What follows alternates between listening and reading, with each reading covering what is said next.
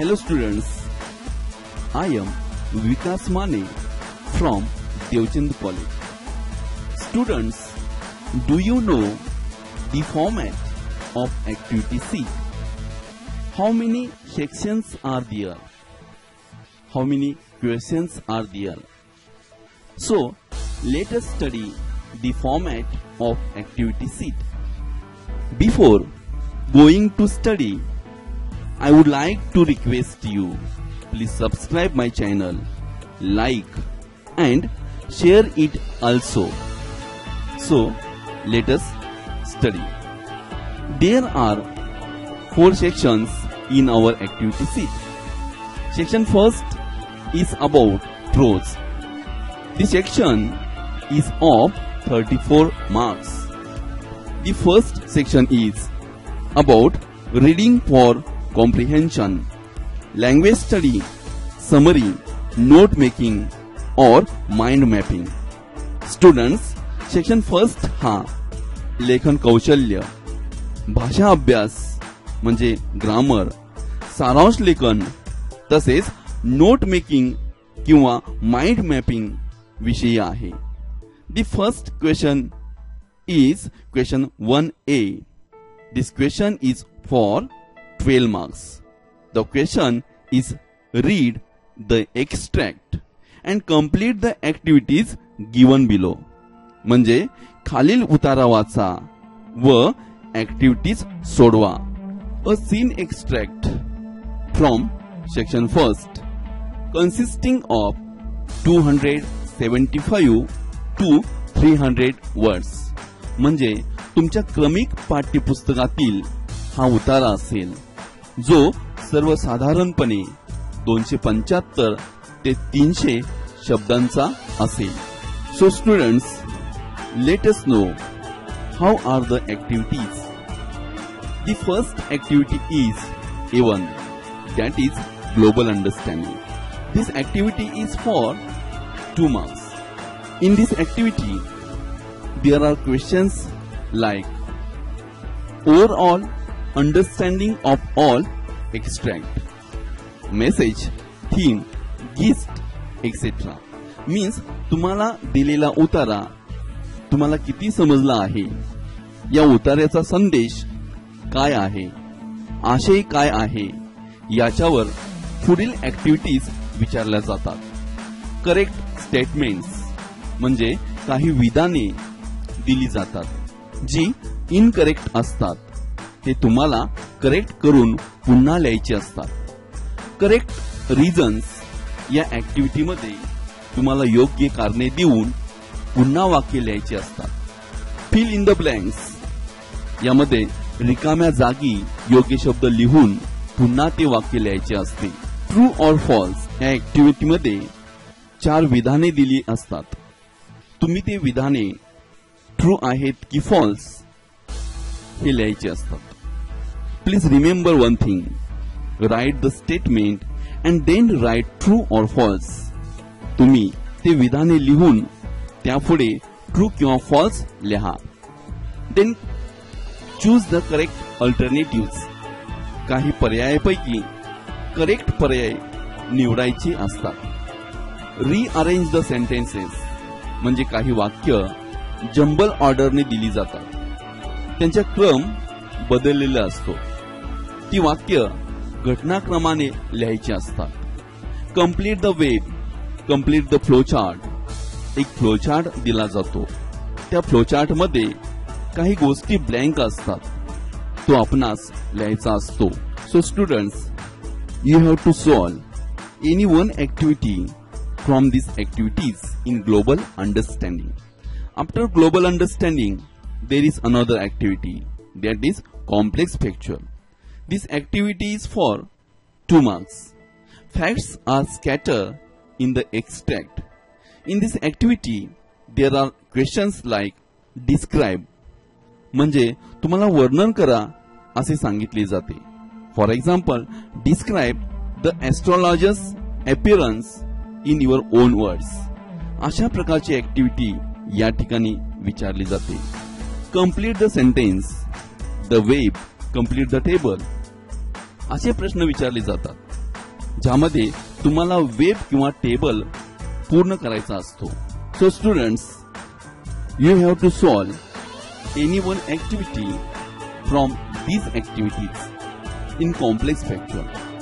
After complex factual activity, there is another activity that is inference, interpretation, analysis.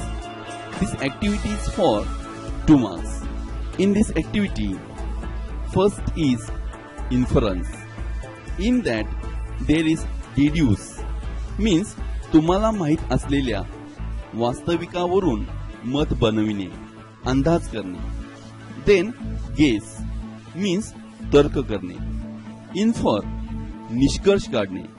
अशा प्रकारचे प्रश्न विचारले जातात. Interpretation, what do you understand after reading the extract. तुम्हाला उतारा वाचून काय समजले, असा प्रश्न विचारला जातो. Analysis, web flowchart. दिलेला वेब किंवा फ्लोचार्ट पूर्ण करा असं सांगितलं जातं. कंप्लीट द टेबल, एक टेबल दिला जातो, तो तुम्हाला पूर्ण करण्यास सांगितले जाते. सिलेक्ट अल्टरनेटिव्ह, दिलेल्या पर्यायापैकी योग्य पर्याय निवडण्यास सांगितला जातो. So in this way you have to explain or guess the reasons in this activity. After inference activity, there is another activity that is personal response. This activity is for 2 marks. In this activity, there are questions like give your opinion. तुम्हाला तुमचे मत लिहायचे असते. यामध्ये expressing views, opinions, ideas, तुमच्या कल्पना सांगायच्या असतात. Similar situations, self experience, agree और डिसऍग्री. तुम्ही दिलेल्या विधानाशी तुम्ही सहमत आहात की नाही व त्याची कारणे सांगायची असतात. Suggestions, solutions, remedies, give reasons, effect, comment etcetera. म्हणजे तुम्हाला त्या समस्येवर उपाय, मार्ग सुचवायचा असतो. So students, you have to give your personal response in this activity. After personal response, there is another activity that is language study. This activity is for 2 marks. 2 activities of 1 mark each. विद्यार्थी मित्र हो, language study मध्ये ग्रामरची 2 questions विचारले जातात, जी प्रत्येकी 1 गुणांसाठी असतो. पिक out the correct alternative, म्हणजे एक विधान दिले जाईल, त्याला पर्याय दिले जातील, त्यातील योग्य पर्याय निवडावा लागेल. Do as directed, transformation, edit etcetera. म्हणजे change the voice, as soon as, not only but also, change the degree. अशा स्वरूपाचे ग्रामरचे प्रश्न विचारले जातात. So students, you have to solve grammar sentences in this activity. After language study, there is another activity that is A6 vocabulary. This activity is also for 2 marks. In this activity, there are questions like word register, crossword, puzzle, word puzzle, fill in the blanks. यामध्ये शब्दकोळे दिले जाते किंवा रिकाम्या जागी योग्य शब्द लिहिण्यास सांगितला जातो. सिनोनिम्स, अँटोनिम्स, समानार्थी शब्द, विरुद्धार्थी शब्द विचारले जातात, जे उतार्यामध्ये असतात. Find out the related words, च्या संबंधित असणारे शब्द उतार्यामधून शोधावे लागतात. Match the words with their meanings, त्या शब्दाचा अर्थ असणाऱ्या शब्दाशी जोड्या जुळवा. अशा प्रकारचे प्रश्न या ऍक्टिव्हिटी मध्ये विचारले जातात. You have to solve such type of activities in this question. In this way there are 6 activities in question number 1A. There are 12 marks for this question. After question 1A, there is question 1B. This activity is about non-textual language study. This activity is for 4 marks. Question B1 is do as directed or transformation of sentence. This question is for 3 marks. विद्यार्थी मित्र हो, या activity मध्ये ग्रामरची 3 वाक्य विचारली जातात. जे ग्रामरचे topic question number 1A5, question number 2A5 मध्ये विचारले जातात ते टॉपिक वगळून विचारले जातात. So students, this question B1 is for 3 marks. There is another question B2. Spot the error. This question is for 1 mark. यामध्ये एक वाक्य विचारतात ज्यामध्ये काही चुका असतात, ज्या आर्टिकल्स, टेन्स, प्रेपोजिशन शी संबंधित असतात. त्यात आपणास योग्य तो बदल करून ते वाक्य पुन्हा करेक्ट लिहायचे आहे. Then you will get 1 mark for this activity. In this way, this question 1B is for 4 marks. Question 1A is for 12 marks. Question 1B is for 4 marks. 12 plus 4 is equal to 16 marks. Please remember, question 1 is for 16 marks. After question number 1, there is question number 2. Read the extract and complete the activities given below. म्हणजे खालील उतारा वाचा आणि activities पूर्ण करा. An unseen extract from section number 1 consisting of 275 to 300 words. म्हणजे तुम्हाला या ठिकाणी 275 ते 300 शब्दांचा एक उतारा दिला जाईल जो तुमच्या पाठ्यपुस्तकातील नसेल, म्हणजे तो अनसीन असेल. In this question, there are same activities that we discussed in question number 1A. The first activity is global understanding. It is for 2 marks. The next activity is complex factual. It is for 2 marks. The next activity is inference, interpretation, analysis. It is for 2 marks. After that, there is another activity A4, that is personal response. It is for 2 marks. Then A5 activity language study. It is also for 2 marks. Then A6 activity vocabulary for 2 marks. So in this way, question number 2A is for 12 marks. विद्यार्थी मित्र हो, question number 2A मधील सर्व activities या question number 1A सारख्या आहेत, ज्या आपण सविस्तर पाहिल्या आहेत, म्हणून मी पुन्हा याच्यावर चर्चा करणार नाही. Then there will be question number 2B. This question is about summary writing. Summary writing is for 3 marks. विद्यार्थी मित्र हो, समरी रायटिंग म्हणजे सारांश लेखन. ही ऍक्टिव्हिटी 3 मार्क्स साठी विचारली जाते. यामध्ये प्रश्न असा असतो, right the summary of the above extract with a suitable title with the help of the given points. म्हणजे क्वेश्चन नंबर 2A मध्ये जो अनसीन एक्स्ट्रॅक्ट दिला असतो त्याचा आपणास सारांश लेखन करायचे आहे. त्यासाठी तुम्हाला काही मुद्दे दिले जातात व त्याला शीर्षक देण्यास विसरू नका. या समरी रायटिंगची स्कीम ऑफ मार्किंग अशी आहे: covering all important points 1 mark, language and vocabulary 1 mark, grammar 1 mark is equal to 3 marks.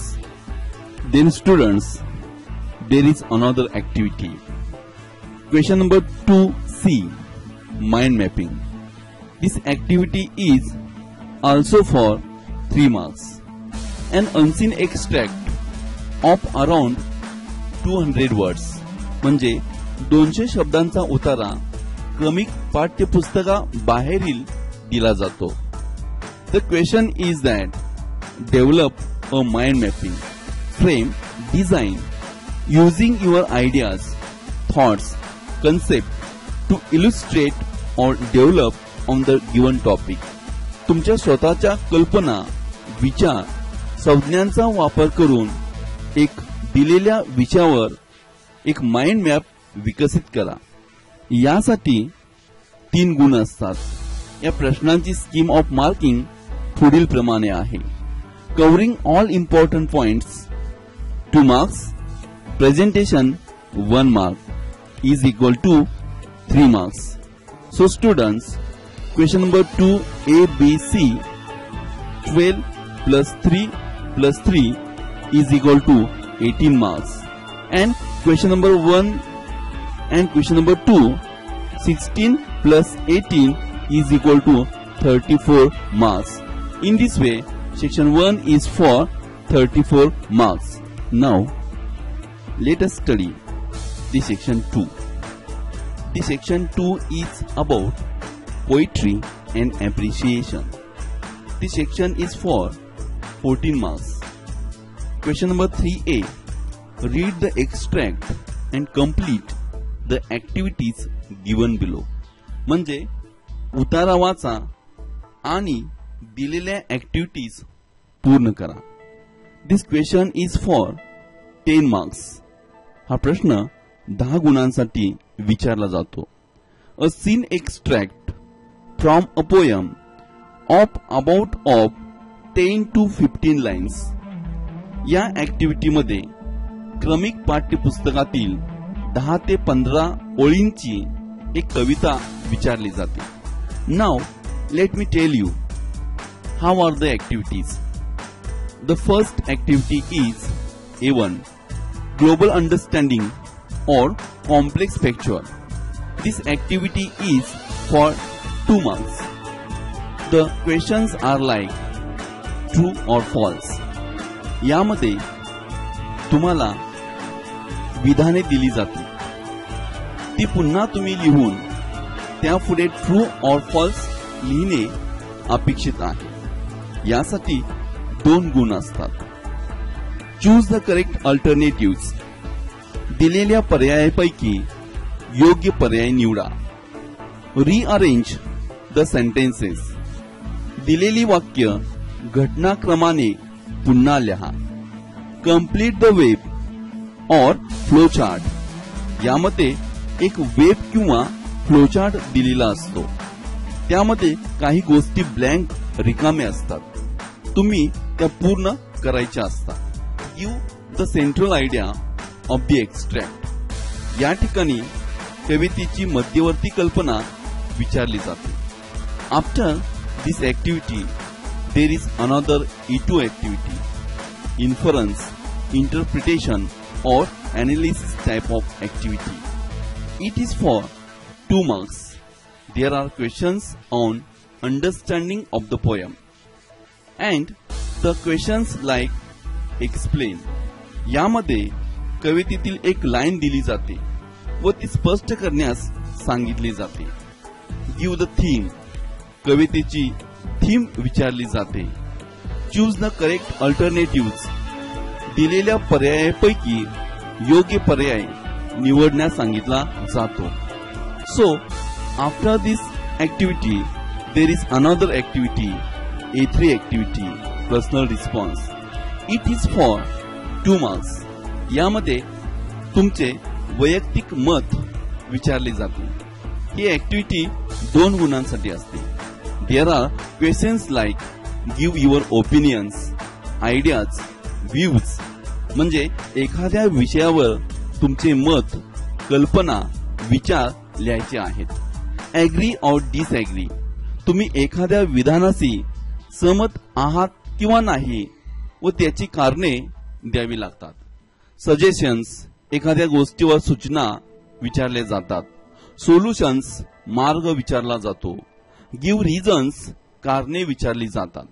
So In this way, you have to solve any one activity from these activities. After personal response activity, there is another activity, that is A4 activity, poetic device. It is for 2 marks. There are questions like identify the figure of speech. यामध्ये तुम्हाला stanza मधील एक line दिली जाते. त्या ओळीमध्ये कोणता figure of speech आहे तो तुम्हाला ओळखावा लागतो. त्याचबरोबर तो स्पष्ट सुद्धा करावा लागतो. Find and write the example of figure of speech म्हणजे तुम्हाला दिलेल्या ओळीमध्ये कोणता फिगर ऑफ स्पीच आहे हे शोधावे लागते व फिगर ऑफ स्पीच चे दुसरे उदाहरण कवितेमधील शोधून लिहावे लागते. Compose another line to rhyme with given line. कवितेतील ज्या ओळी दिल्या जातात त्याचा राईम असणाऱ्या दुसऱ्या ओळी तयार कराव्या लागतात. Compose 2 lines with a similar figure of speech. ज्या ओळी तुम्हाला दिलेल्या असतात त्यामध्ये कोणता फिगर ऑफ स्पीच आहे हे शोधून त्या फिगर ऑफ स्पीचचे दुसऱ्या ओळी तुम्हाला कंपोज कराव्या लागतात. So in this way you have to solve any one activity from these activities. After poetic device activity, there is another activity, that is A5, poetic creativity. It is for 2 marks. There are questions like write 4 poetic lines or compose a poem.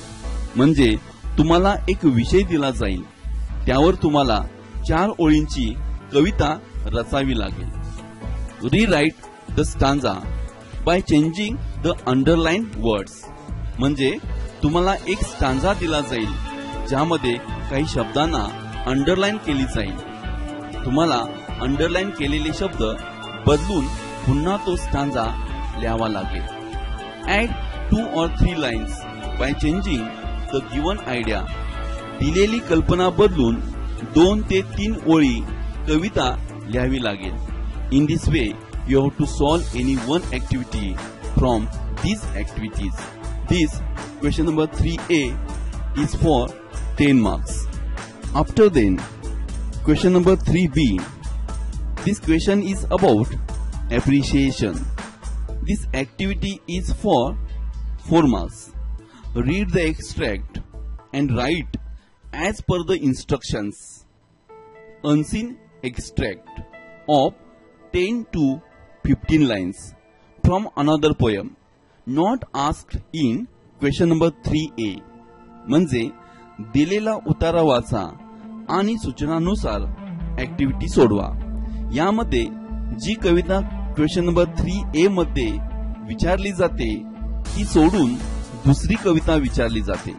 यासाठी 4 गुण असतात. सर्वसाधारणपणे 10 ते 15 ओळींची कविता या ठिकाणी दिलेली असते. स्कीम ऑफ मार्किंग पुढील प्रमाणे आहे. Appropriateness of theme and the central idea for 2 marks. Type, language and stylistic features for 1 mark.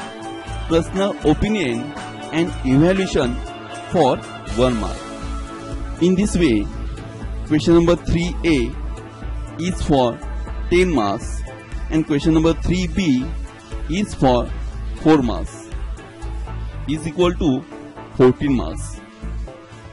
After section 2, there is the third section. The third section is about writing skills.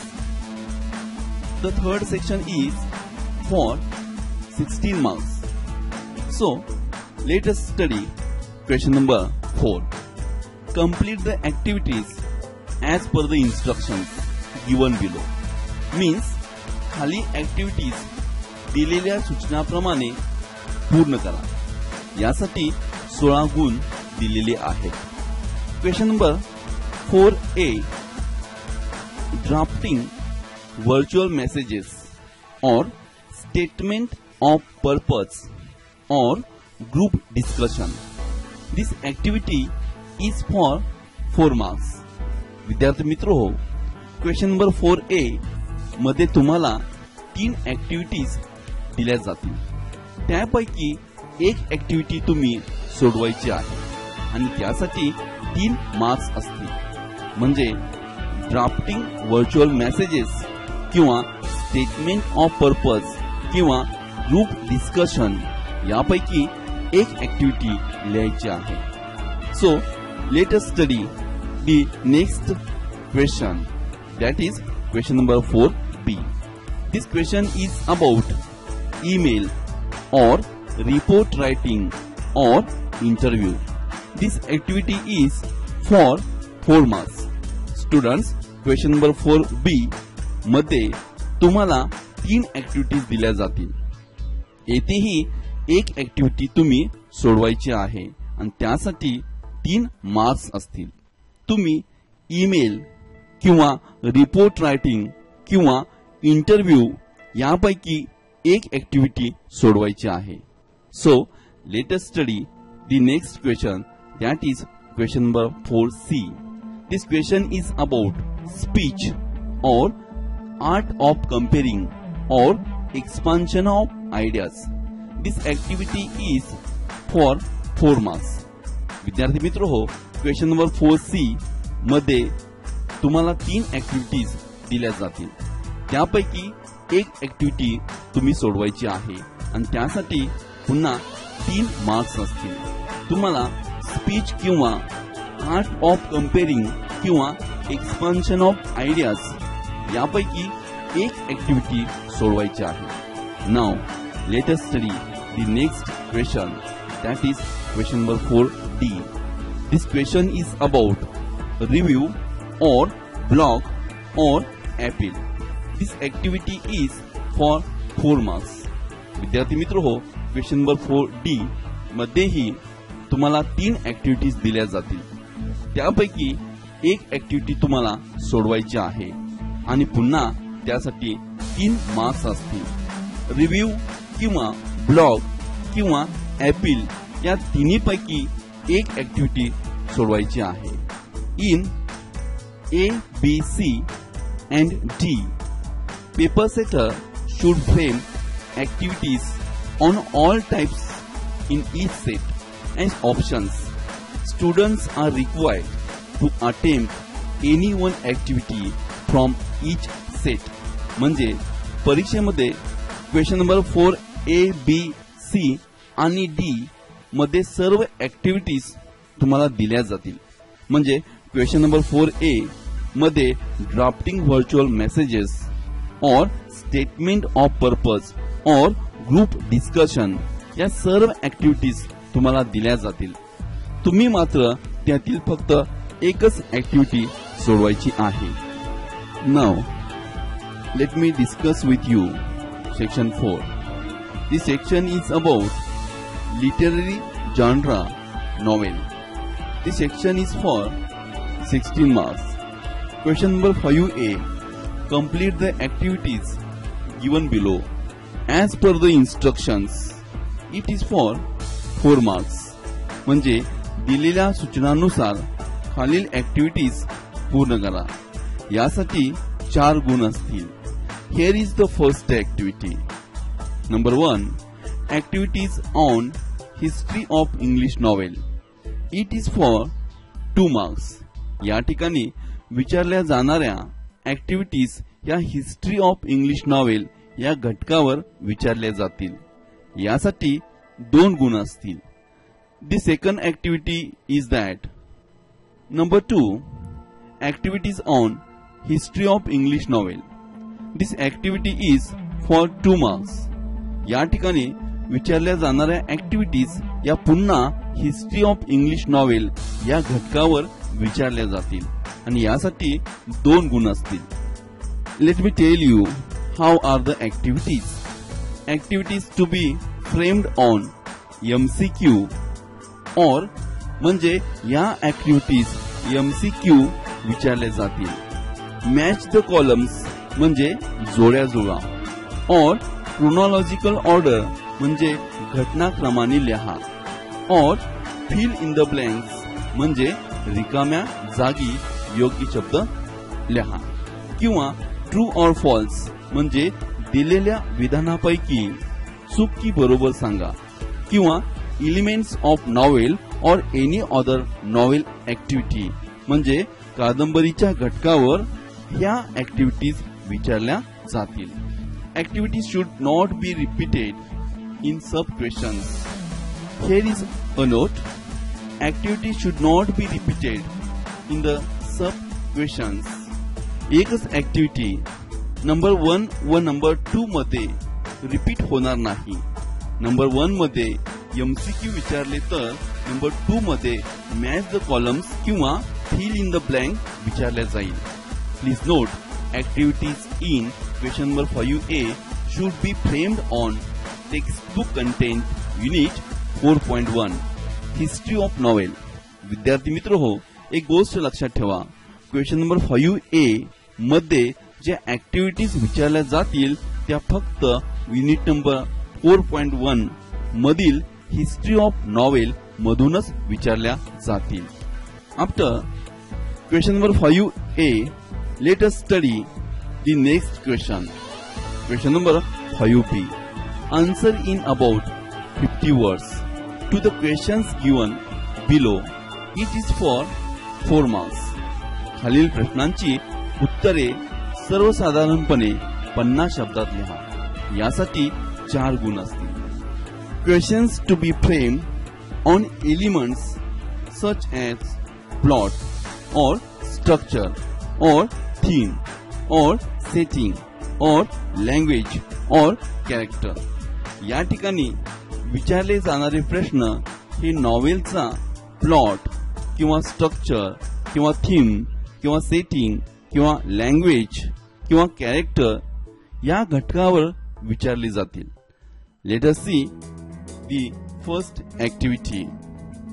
Number 1, describe or explain or compare or contrast or name or discuss. It is for 2 marks. Describe म्हणजे वर्णन करा. Explain म्हणजे स्पष्ट करा. Compare म्हणजे फरक सांगा. Contrast म्हणजे विरुद्ध गोष्टी सांगा. Name म्हणजे नावे सांगा. Discuss म्हणजे चर्चा करा. या सगळ्यापैकी एक ऍक्टिव्हिटी विचारली जाईल जी 2 गुणांसाठी असेल. The second activity is that illustrate or interpret or narrate or justify or find or identify. It is for 2 marks. येथेही वरील प्रमाणे सर्व ऍक्टिव्हिटीज पैकी एक ऍक्टिव्हिटी विचारली जाईल जी 2 गुणांसाठी असेल. One note is here. Activities in question number 5B should be framed on textbook content on the unit 4.2 to serve with love. विद्यार्थी मित्र हो, क्वेश्चन नंबर 5B मध्ये ज्या ऍक्टिव्हिटीज विचारल्या जातात त्या युनिट नंबर 4.2 मधील टू सर्व विथ लव या नॉवेल मधील असतील. Then here come question number 5C. The questions is that answer in about 50 words to the questions given below. It is for 4 marks. Questions to be framed on elements such as plot or structure or theme or setting or language or character. Number 1, describe or explain or compare, contrast or name or discuss. It is for 2 marks. Number 2, illustrate or interpret or narrate or justify or find or identify. It is for 2 marks. विद्यार्थी मित्र हो, question number 5B मध्ये जसे प्रश्न होते तसेच प्रश्न या ठिकाणी विचारले जातील, मात्र युनिट नंबर 4.3 मधून असतील. Here is the note. Activities in question number 5C should be framed on textbook content on the unit 4.3 around the world in 80 days.